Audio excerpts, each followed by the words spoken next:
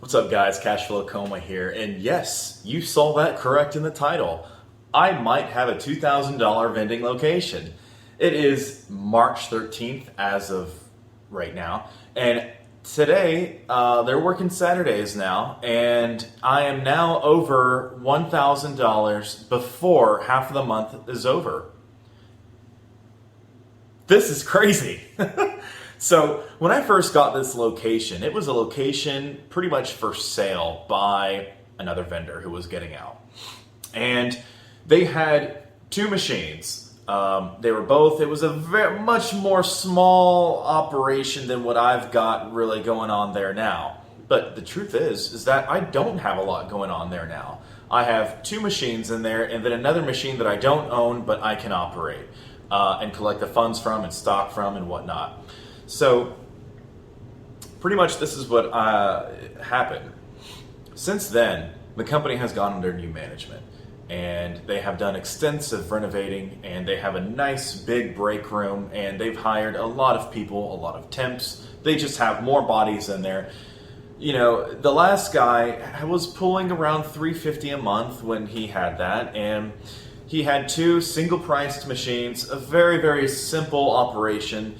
And I've got two machines in there now that are multi-price, have more selections, have more items, there's more people, there's a bigger break room, the company as a whole is bigger, there's more money being pumped into it, new management. This is a case of being extremely lucky.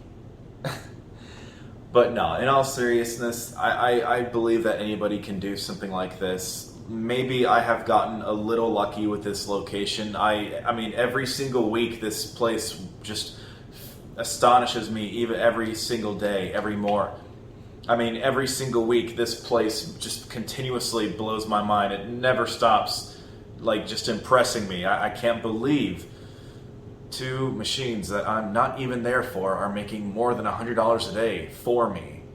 This is crazy.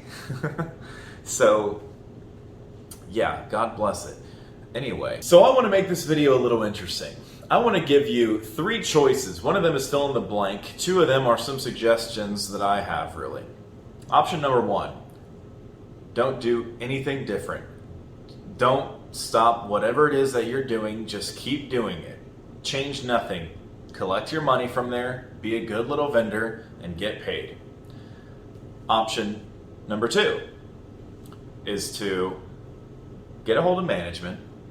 If they want some kind of contract or they want a little more officialness out of you, or maybe they want to replace you, maybe they've been talking about it and thinking about it, now you just accelerated that process. No reason why it shouldn't be, but maybe they want a contract, maybe they want a little more professionalism, maybe they want some different people in there, maybe they want some commission would be the biggest heartbreaker, actually. But I would be able to get more machines in there that make more money. Maybe I could get more machines that make more money for free. That's just, there's a chance, right? There's a chance of anything. Number three is fill in the blank on what you think I should do.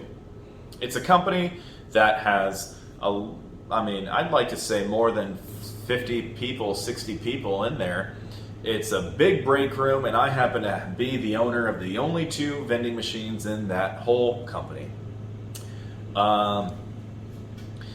It does really well. I can see every time they buy something, whenever they buy something, they buy pastries in the morning at 6 a.m. I'll have like a $25 charge at around noon, lunch, and then I'll have another kind of like transaction jump around 3 p.m., which is their afternoon break. This has been just the best little side hustle that I've ever done. I mean, wow. We're at $1,000 and it's not half of the month, right? Not half of the month has gone by. I'm astonished. So that's very interesting.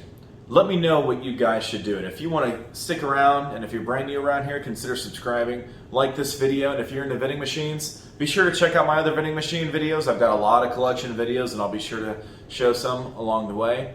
But other than that, guys, thanks for watching. Take care.